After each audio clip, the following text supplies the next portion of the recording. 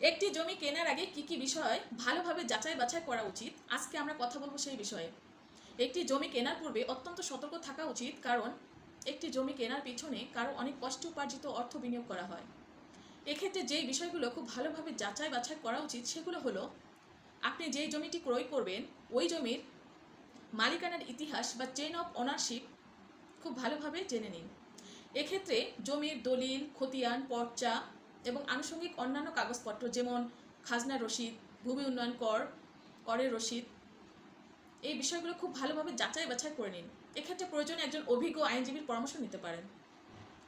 জমির আসল মালিকের পরিচয় নিশ্চিত করুন এবং তার জাতীয় পরিচয়পত্র বা এনআইডি কার্ড খুব ভালোভাবে যাচাই বাছাই করে নিন, কারণ বর্তমানে একজন ভুয়া ব্যক্তি বা ভিন্ন লোককে জমির মালিক সাজিয়ে জাল এনআইডি কার্ড তৈরি করে প্রতারণার মাধ্যমে জমি বিক্রয় করা হয়।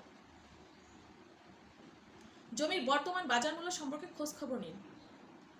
ওই জমিতে কোনো ধরনের ইনকাম ব্রাঞ্চ অর্থাৎ কোনো ধরনের বন্ধক বা ঋণ আছে কিনা সে বিষয়ে সাব রেজিস্ট্রি অফিসে গিয়ে খোঁজ নিন। জমির সীমানা সরেজমিনে গিয়ে ভালোভাবে দেখে নিন এবং প্রতিবেশী জমির মালিকদের সাথে কথা বলুন।